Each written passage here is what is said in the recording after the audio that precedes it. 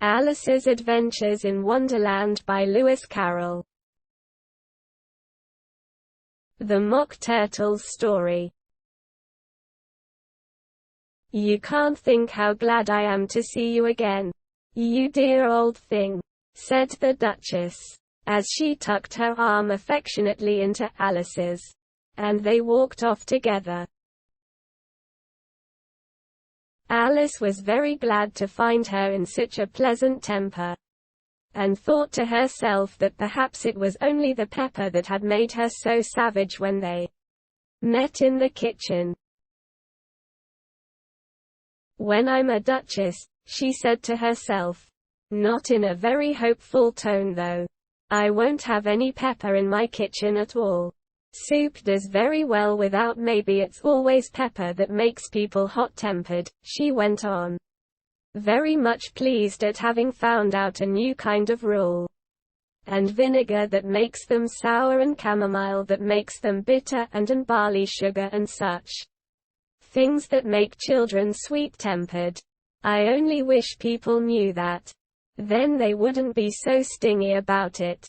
You know. She had quite forgotten the Duchess by this time, and was a little startled when she heard her voice close to her ear. You're thinking about something, my dear, and that makes you forget to talk. I can't tell you just now what the moral of that is, but I shall remember it in a bit. Perhaps it hasn't won, Alice ventured to remark. Tut, tut, child, said the Duchess. Everything's got a moral, if only you can find it. And she squeezed herself up closer to Alice's side as she spoke. Alice did not much like keeping so close to her. First, because the Duchess was very ugly, and secondly, because she was exactly the right height to rest her chin upon Alice's shoulder. And it was an uncomfortably sharp chin. However, she did not like to be rude, so she bore it as well as she could. The game's going on rather better now, she said, by way of keeping up the conversation a little. 'Tis so, said the Duchess.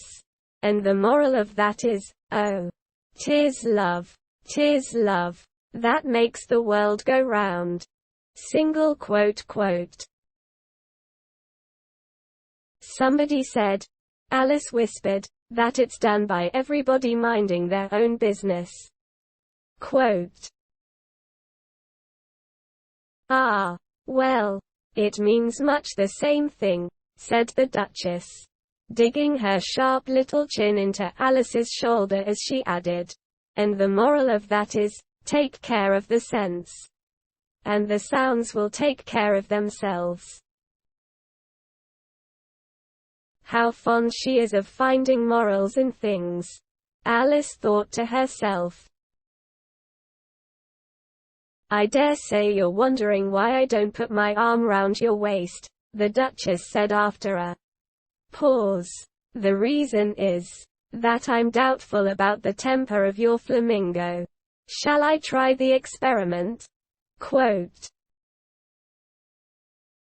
He might bite, Alice cautiously replied, not feeling at all anxious to have the experiment tried.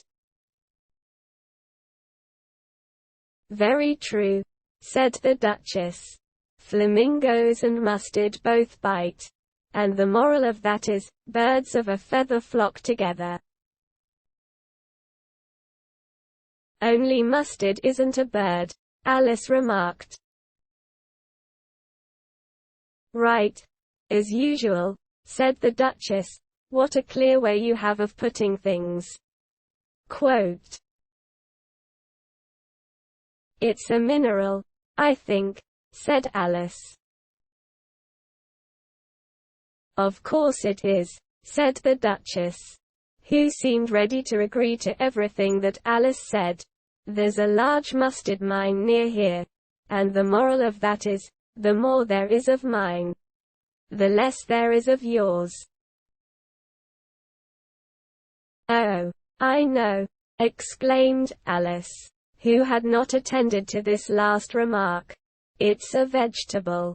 It doesn't look like one, but it is.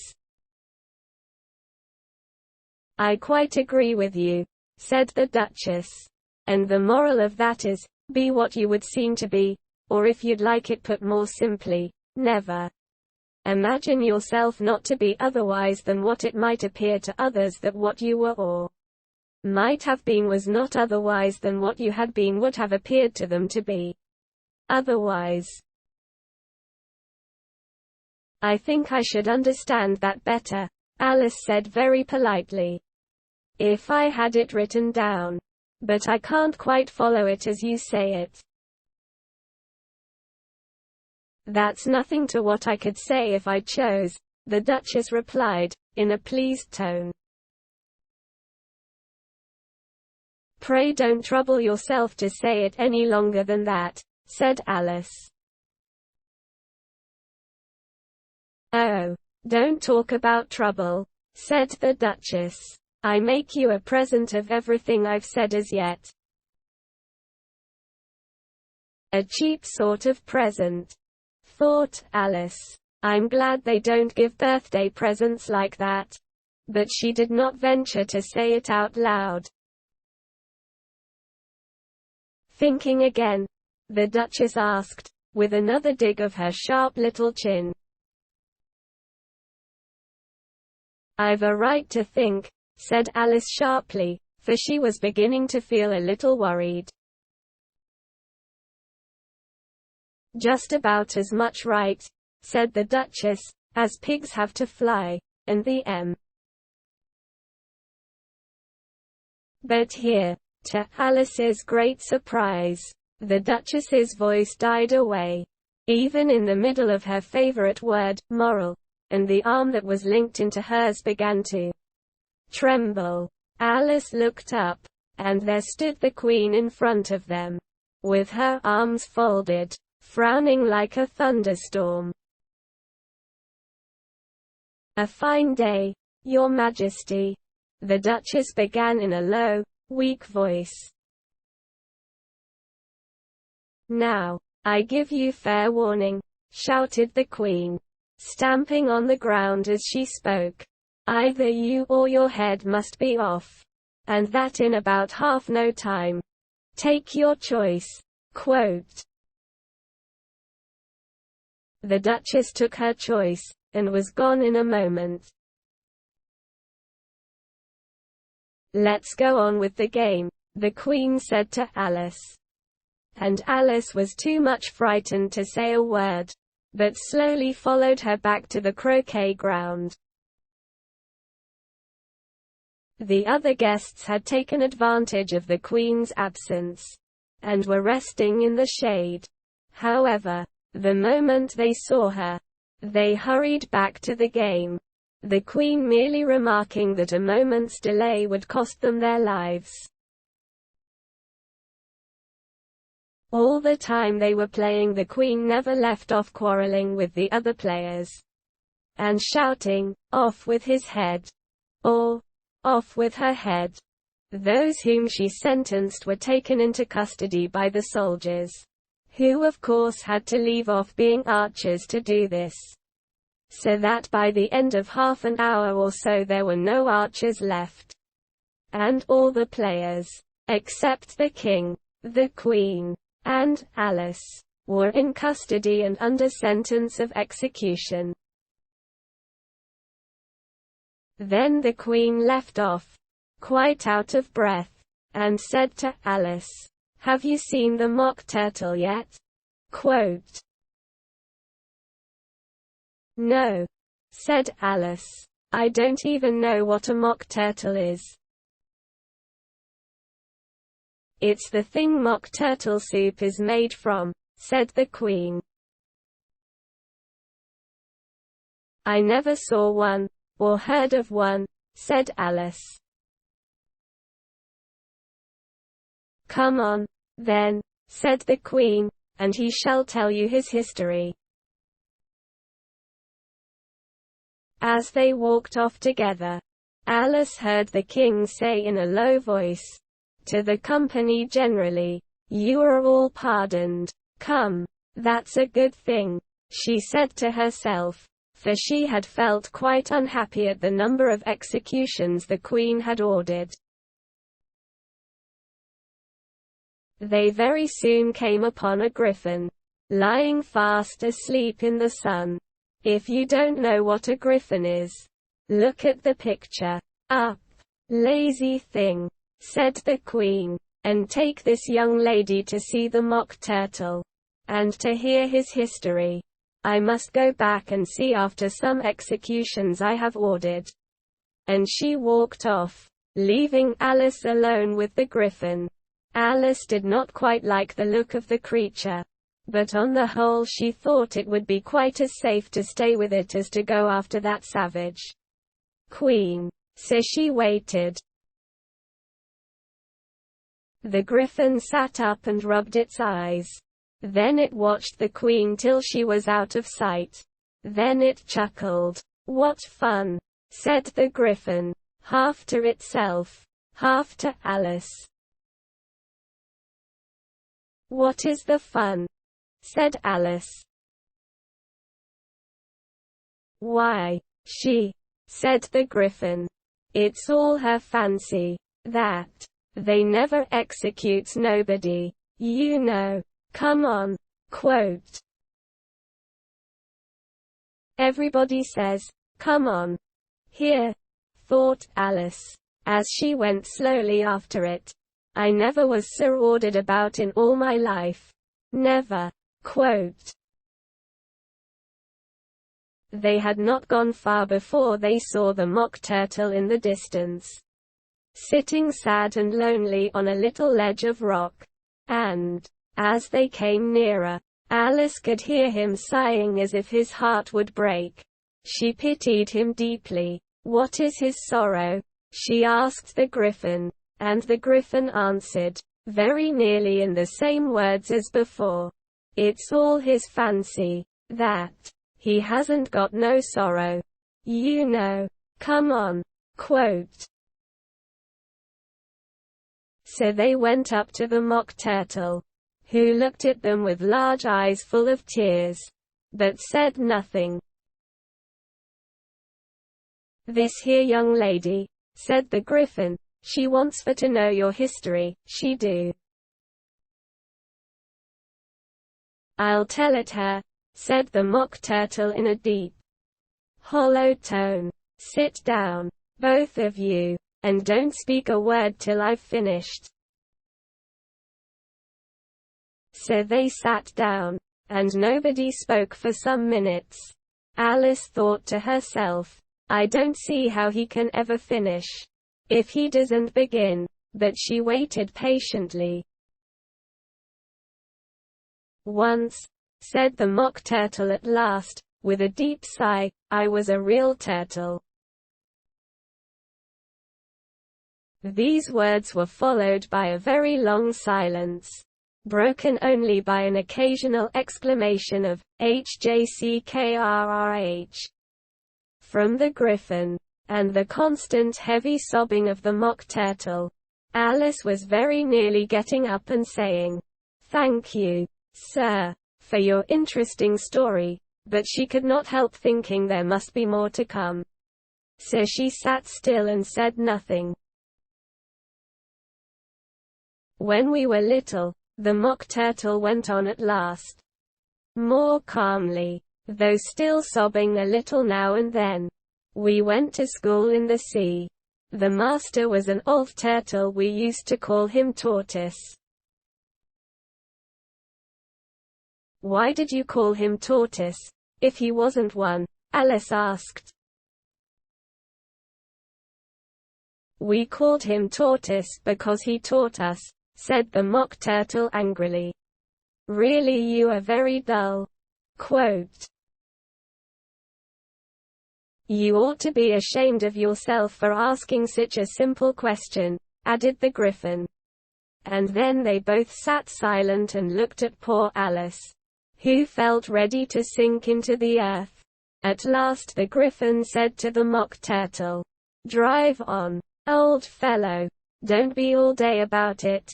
And he went on in these words. "Yes, we went to school in the sea, though you mayn't believe it." "I never said I didn't," interrupted Alice. "You did," said the Mock Turtle. "Hold your tongue," added the Griffin. Before Alice could speak again, the Mock Turtle went on. "We had the best of educations. In fact, we went to school every day. I've been to a day school, too," said Alice. "You needn't be so proud as all that." "With extras?" asked the Mock Turtle a little anxiously. "Yes," said Alice. "We learned French and music." "And washing," said the Mock Turtle. "Certainly not," said Alice indignantly. "Ah, then yours wasn't a really good school," said the Mock Turtle in a tone of great relief. Now at ours they had at the end of the bill, French, music, and washing extra. "You couldn't have wanted it much," said Alice, "living at the bottom of the sea." "I couldn't afford to learn it," said the Mock Turtle with a sigh. "I only took the regular course." "What was that?" inquired Alice. "Reeling and writhing, of course. To begin with," the Mock Turtle replied. "And then the different branches of arithmetic: ambition, distraction, uglification, and derision." "I never heard of uglification," Alice ventured to say. "What is it?" The Griffin lifted up both its paws in surprise. "What? Never heard of uglifying?" it exclaimed. "You know what to beautify is, I suppose?" Quote. "Yes," said Alice doubtfully. "It means to make anything prettier." "Well, then," the Griffin went on, "if you don't know what to uglify is, you are a simpleton." Alice did not feel encouraged to ask any more questions about it. So she turned to the Mock Turtle and said, "What else had you to learn?" Quote. "Well, there was mystery," the Mock Turtle replied, counting off the subjects on his flappers. "Mystery, ancient and modern, with seaography." Then drawling: "The drawling master was an old conger eel that used to come once a week. He taught us drawing, stretching, and fainting in coils." "What was that like?" said Alice. "Well, I can't show it you myself," the Mock Turtle said. "I'm too stiff. And the Griffin never learnt it." "Hadn't time," said the Griffin. "I went to the classics master. Though he was an old crab. He was." "I never went to him," the Mock Turtle said with a sigh. "He taught laughing and grief, they used to say." So he did," said the Griffin, sighing in his turn. And both creatures hid their faces in their paws. "And how many hours a day did you do lessons?" said Alice, in a hurry to change the subject. 10 hours the first day," said the Mock Turtle, 9 the next, and so on. "What a curious plan!" exclaimed Alice. "That's the reason they're called lessons," the Griffin remarked. "Because they lesson from day to day." This was quite a new idea to Alice, and she thought it over a little before she made her next remark. "Then the 11th day must have been a holiday." Quote, "Of course it was," said the Mock Turtle. "And how did you manage on the 12th? Alice went on eagerly. "That's enough about lessons," the Griffin interrupted in a very decided tone. "Tell her something about the games now."